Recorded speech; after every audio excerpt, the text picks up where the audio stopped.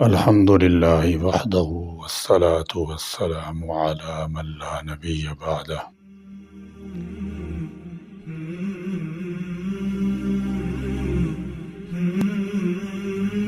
8 دسمبر بروز اتوار صبح تہجد کے وقت قریب 4 بجے ملک شام کے دارالحکومت دمشق میں مقاومہ کے جانبازوں نے داخل ہوتے ہی شہر کا بندوبست اپنے ہاتھ میں لے کر بشار ملعون سے آزادی کا اعلان کیا۔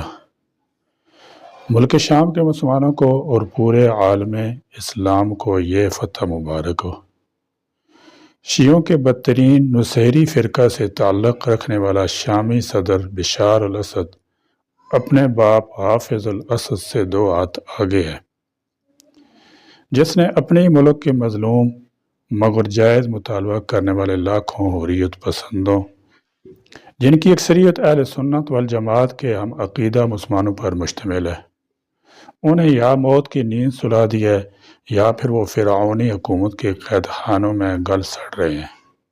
سنسرشپ اور صیغہ رازداری کے باوجود 2018 میں بھی آزاد ذرائع سے جو خبریں تواتر سے مل رہی تھیں، انہیں سن کر کلیجہ منہ کو آتا تھا کہ کس طرح ظالم جابر بشار نے اپنے اقتدار حکومت کو محفوظ رکھنے کی خاطر عوامی خواہشات کو نہ صرف پاؤں تلے روندا ہوا ہے بلکہ جمہوری طرز پر صدائے احتجاج لگانے والے انقلابیوں کو بھی تختہ دار پر چڑھانے میں وہ ہر قسم کی رو رایت کو گناہ عظیم تصور کرتا ہے۔ ظلموں سے تم کی ریکارڈ توڑ داستانیں سننے، پڑھنے اور لکھنے والے دردمند افراد بھی شکایتی لب و لہجہ میں یہی سوچتے اور کہتے کہ یا الہ، ملک شام کی صبح درخشاں آخر کب ہوگی؟ ملک شام میں عدل و انصاف اور حریت فکر و مذہب کی باد بہار کب چلے گی؟ اپنی سرزمین پر 80% تناسب رکھنے والے سنی مسلمانوں کو ان کے جائز حقوق آخر کب ملیں گے؟ ملک و ملت کی تعمیر نو میں ان کی شراکت کا خواب کب شرمندہ تعبیر ہوگا؟ کہتے ہیں کہ جب ظلم حد سے گزرتا ہے تو اس کی شام بھی بہت جلد دستک دے دیتی ہے۔ 8 دسمبر 2024 کی صبح آفتاب دنیا افق عالم پر اس طرح روشن ہوا کہ ملک شام کے سارے اندھیرے کافور ہوتے چلے گئے، یعنی اس مبارک سرزمین سے وہ 54 سالہ آمرانہ، قاہرانہ اور ظالمانہ اسدی نظام حکومت تاش کے پتوں کی طرح بکھر گیا، جس کا سقوط بظاہر دیوانہ کا خواب ہی لگتا تھا۔ اسدی تخت اقتدار کو اکھاڑنے کی واجب تدبیریں گزرے 50 سالوں میں کئی مرتبہ ہوئیں۔ اس حوالے سے اخوان المسلمون پر بھی الزام آیا، جس کی پاداش میں انہیں شہی عطاب جھیلنا پڑا، لیکن مشیت خداوندی کے سامنے سارے منصوبے دھرے رہ جاتے ہیں۔ اسلام کے جاگے نے ہمت نہیں آ رہی، وہ جانی مالی قربانیوں کا نذرانہ پیش کر کے شمع آزادی کو لو تیز کرتے رہے۔ ان کی راہوں میں پھول بھی تھے اور کانٹے بھی۔ اسلام کی 1400 سالہ تاریخ شہادت عظیمت کا انہیں ادراک تھا۔ وہ صبر و استقامت کے آنگن میں کھلنے والے پھل اور پھولوں سے بخوبی واقف تھے، بلکہ انہیں خیر القرون کے عظیم سپہسالاروں کی طرح جگر آزمائی کا نقشہ یاد تھا۔ حضرت خالد ابن الولید، صلاح الدین ایوبی اور طارق ابن زیاد کی جانشینی کا سودا ان کے دل میں سمایا ہوا تھا۔ بنام خدا وہ آگے بڑھتے گئے۔ ظلم و ناانصافی کے خلاف انہوں نے مورچہ سنبھالا، جس کا مثبت نتیجہ آج سب کے سامنے ہے۔ کسی نے سچ کہا ہے، تحریکیں ان کے بانیان کے اخلاص پر زندہ رہتی ہیں۔ ملک شام میں جو انتقال اقتدار ہوا ہے وہ محض ایک ہفتہ کی ڈرامائی شورش کا نتیجہ نہیں ہے، بلکہ اس میں لاکھوں کھاں مظلوم شامی مسلمانوں کا خون اور تحرک شامل ہے۔ بظاہر اس تازہ انقلاب کی رفتار اس وقت تیز ہوئی جب روح العدوان یعنی ظلم و جبر پر بندش کی تحریک کرنے والے بچوں نے درعا شہر میں دیواروں پر یسقط بشار یعنی بشار کی حکومت سقوط ہوا چاہتا ہے لکھنا شروع کیا، جن کی خبر ملتی ہی بشاری فوج نے ان معصوم بچوں کو زیر ہراس لے کر الٹا لٹکا دیا، ان کے ناخن تک اکھاڑ لیے اور جواباً لکھا یسقط ربک ولا یسقط بشار، کہ بشار کا نہیں تمہارے پروردگار کا سقوط ہونے والا ہے۔ جب بچوں کے والدین اپنے جگرگوشوں کو چھڑانے گئے تو بشاری ملٹری نے انہیں ذلیل کرتے ہوئے اور اپنی خباثت کا مظاہرہ کرتے ہوئے یہاں تک کہہ دیا کہ تمہارے یہ بچے بگڑی ہوئی نسل ہیں، لہذا اپنی بیویاں ہمارے حوالے کرو تاکہ ان سے اچھی نسلیں دریافت کر سکیں۔ بشاری فوج نے اسی پر اکتفا نہیں کیا، انہوں نے لا الہ الا بشار جیسے فرعونی کلمات کا بھی نعرہ لگایا، جس سے لوگوں میں اشتعال پیدا ہو گیا اور اہل ایمان کی رگ حمیت بھڑک اٹھی۔ چنانچہ حکومت مخالف منظم فورس نے اس موقع سے بروقت پورا فائدہ اٹھاتے ہوئے مذکورہ ظلم و زیادتی کے خلاف اعلان جنگ کر دیا۔ 27 نومبر 2024 کو حکومت مخالف یہ تاریخ منظم شکل میں آگے بڑھنے لگی اور وہ 3 دن کے بعد معروف شہر حلب تک اس کا کنٹرول ہو گیا۔ آزادی کا سور اسرافیل پھونکنے والے یہ شاہین ملک شام کی صبح 9 کے لیے دیوانہ وار آگے بڑھتے رہے، جس کی تفصیلات وقفہ سے الجزیرہ اور دوسرے انٹرنیشنل خبر رساں ادارے دنیا بھر میں پہنچاتے رہے۔ مصدقہ خبروں کے مطابق محض 11 دن کے اندر اسلام پسندوں نے حماد اور دارالحکومت دمشق سمیت تقریباً تمام مرکزی شہروں کو بغیر کسی خون خرابے کے اپنی تحویل میں لے لیا، جبکہ ملعون بشار قومی خزانہ سمیٹ کر ملک سے بھاگ کھڑا ہوا اور روس جا کر اس نے سیاسی پناہ حاصل کر لی، جبکہ اس کی فیملی سقوط دمشق کے 2-3 روز پہلے ہی وہاں منتقل ہو گئی تھی۔ شام میں تختہ پلٹ ہونے کے ساتھ حریت پسندوں نے حسب عادت وہاں کے قید خانوں اور زندانوں میں طرح کے مظالم جھیلنے والے مرد و خواتین، بچوں اور بوڑھوں کو موت کے نوالا بننے سے یوں تو بچا لیا ہے، لیکن ان میں تعذیب کا شکار رہنے والے کتنے ہی ایسے افراد ہیں جو اپنی یادداشت، قیمتی جوانی، صحت، تندرستی جیسی خدائی نعمتوں سے صدا کے لیے محروم کر دی گئے ہیں۔ بشاری فوج کی درندگی اور صفاقانہ مظالم نے گوانتانامو بے جیل کے اس وحشیانہ سلوک کردار کو بھی بلا دیا ہے جو افغانستان وغیرہ سے پکڑ کر لائے گئے بے گناہ شہریوں کے ساتھ امریکہ برطانیہ کے افسران وہاں کیے کرتے تھے۔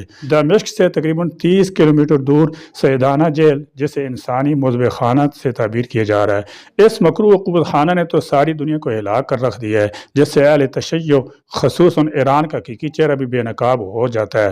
پتہ نہیں کیوں انسانی حقوق کے لیے کام کرنے والے ادارے اور تنظیمیں اس حوالے سے دوہرا معیار رکھتے ہیں۔ انہیں پردہ نشین اور حیا پسند خواتین کو آزادی اور مساوات کے نام پر شمع محفل بنانے بلکہ سڑک پر لانے کی فکر تو دامنگیر رہتی ہے، لیکن حقیقی مظلوموں کا سہارا بننے اور ظالم قوتوں کا احتساب کرنے کی وکالت شاید ان کے بس کا روگ نہیں ہے۔ انسانی حقوق اور عدل و انصاف کا پرفریب نعرہ دینے والے لامذہب افراد بھی دراصل ان عالمی ٹھیکیداروں کے زیر اثر کام کرتے ہیں جنہیں انسانیت نہیں، اپنے مفادات سے دلچسپی رہتی ہے۔ آج فلسطین میں کیا وہ سب کچھ نہیں ہو رہا جس کی مہذب دنیا میں بالکل جگہ نہیں ہے، لیکن ساری دنیا پر چودراہٹ کا خواب دیکھنے والا اور انسانی حقوق کے نام پر بعض حکومتوں کو زیر تاب لانے والے طاقتور ممالک بھی اسرائیل جیسے درندہ کو لگام دینے کے لیے بالکل تیار نہیں ہیں، جس کی توسیع پسندانہ انسانی اور سوز حرکتوں نے پورے مشرق وسطی کو جہنم بنا کر رکھ دیا ہے اور فلسطین کو غصب کرنے کے بعد اس کا جارحانہ رخ اب ملک شام کی طرف ہے، جس کی بحری بیڑوں اور عسکری اہمیت کے حامل اہم ٹھکانوں کو ٹارگٹ کرنے پر تلا ہوا ہے۔ اس کے کامیاب اہداف پر مبصرین کہتے ہیں کہ شام کے سابق حکمران اسدی ٹولہ نے کبھی بھی اسرائیل کے لیے دردسری نہیں کی، بلکہ وہ خفیہ ڈیل کے تحت اسرائیل کی سرحدوں کا محافظ بنا رہا۔ گولان کی پہاڑیاں تو تشت میں سجا کر پہلے ہی اس کے حوالے کر چکا ہے۔ اب سقوط دمشق ہوا تو بشار رجیم جاتے جاتے ملک شام کے عسکری اڈوں اور دفاعی تنصیبات کی رازدانہ معلومات بھی اپنے جگری دوست اسرائیل کے حوالے کر گیا ہے، جسے کام میں لا کر اسرائیل شام کی سرحدوں میں مداخلت کر کے اس کی سلامتی کو چیلنج کر رہا ہے، جو اقوام متحدہ کے ذریعے طے کردہ عالمی قوانین کی بھی صریح خلاف ورزی ہے۔ یہی وجہ کہ شام کی نئی عبوری حکومت سربراہ اور اس کے مستقل مندوب نے اسرائیل کو آگے بڑھنے پر خبردار کی ہے۔ ملک شام میں یوں تو کئی متحارب گروہ سرگرم عمل رہے ہیں جن کی وفاداریاں کم و بیش باہری حکومتوں کے ساتھ وابستہ ہیں۔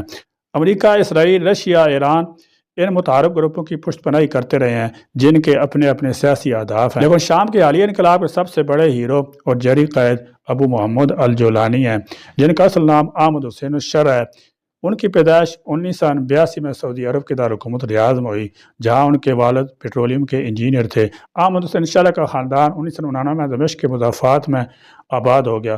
ابو محمد الجولانی 2003 میں عراق چلے گئے، جہاں انہوں نے امیر کا مخالف جہادی گروپوں میں شمولیت اختیار کر لی۔ 2006 میں دوران مزاحمتوں نے امریکی فوج نے گرفتار کر لیا، جس کے نتیجے میں 5 سال انہیں قید تنہائی میں گزارنے پڑے اور رہائی نصیب ہوئی تو متعدد اسلامی تحریکات میں ان کی شمولیت رہی۔ بالآخر 2016 میں ابو محمد الجولانی نے اپنی تمام تر محنتوں کا مرکز اپنے وطن شام کو بنا لیا، جہاں بشاری مظالم سے ملک کو پاک کرنے اور عوام کی منگوں کے مطابق مستحکم عادلانہ نظام حکومت تشکیل ان کی دیرینہ خواہش تھی۔ ان کی قائم کردہ جماعت حیت التحریر شام کہ بنیادی مقاصد میں 2 مرکزی نکات شامل ہیں جو کسی بھی ملک یا نمائندہ حکومت کے روشن کردار کی ضمانت بنتے ہیں۔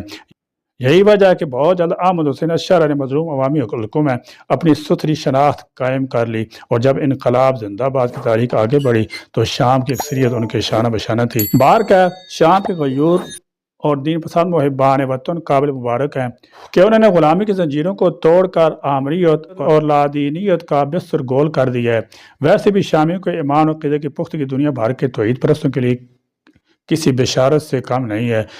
رسول اللہ صلی اللہ تعالی علیہ وسلم فرمایا، اذا فسد اہل الشام فلا خیر فیکم لا تزال طائفۃ من امتی منصورین لا یضرهم من خذلهم حتی تقوم الساعہ۔ جب اہل شام بگڑ جائیں گے تو پھر اس امت میں کوئی خیر باقی نہیں رہے گی، اور میری امت میں سے ایک گروہ ہمیشہ ایسا رہے گا جیسے قیامت تک خدائی نصرت شامل حال رہے گی۔ جو انہیں ذلیل کرنا چاہے وہ ان کا کچھ بھی نہ بگاڑ سکے گا۔ بعض ماہرین کا خیال ہے کہ اہل شام کا درین زمانہ مشکلات کے بہور سے نکلنا آسان نہیں ہے۔ عالمی سازشیں اور استعماری قوتیں اس خطے میں عدم استحکام پیدا کرنے کی ہر ممکن کوشش کریں گی۔ وہاں آپسی خانہ جنگی بھی خارج از امکان نہیں ہے، لیکن ہم اللہ کی ذات سے یہی توقعات رکھتے ہیں کہ وہ متبرک سرزمین شام ہونے والی نئی صبح کو دیر اور دور تک روشن کرے۔ اللہ کرے یہ فتح دوسری فتوحات کا دروازہ بنے، یہ پیش قدمی جاری رہے اور سالوں سے امت کے بہتے خون پر روک لگ سکے۔ یہودیوں اور پارسیوں کے مظالم سے امت کی حفاظت فرمائے۔ اس فتح کا اصل سہرا تو ان نوجوانوں کو جاتا ہے جنہوں نے اپنی جانوں کو جوخم میں ڈال کر پیش قدمی کی، ظلم سے قربانیاں دیں۔ اس کے ساتھ ہی ترکی صدر کے رجب طیب اردگان بھی مبارکبادی کے مستحق ہیں، جنہوں نے مکمل رازداری کے ساتھ اس فتح کے مجسمے میں رنگ و روغن بھرا۔ رسول اللہ صلی اللہ تعالی وسلم سے ایک دعا منقول ہے، اللہم ارنا الحق حقا وارزقنا اتباعہ وارنا الباطل باطلا وارزقنا اجتنابہ ولا تجعل ملتبسا علینا فنضل وجعلنا للمتقین اماما۔ اے اللہ ہمیں حق کو حق دکھا اور اس کی تابعداری نصیب فرما، اور باطل کو باطل دکھا اور اس سے بچا۔ ایسا نہ ہو کہ ہم حق و باطل ہم پر خلط ملط ہو جائے اور ہم بہک جائیں۔ اے اللہ ہمیں نیکوکار، پرہیزگار اور لوگوں کا امام بنا۔ آمین۔ وآخر دعوانا الحمدللہ رب العالمین۔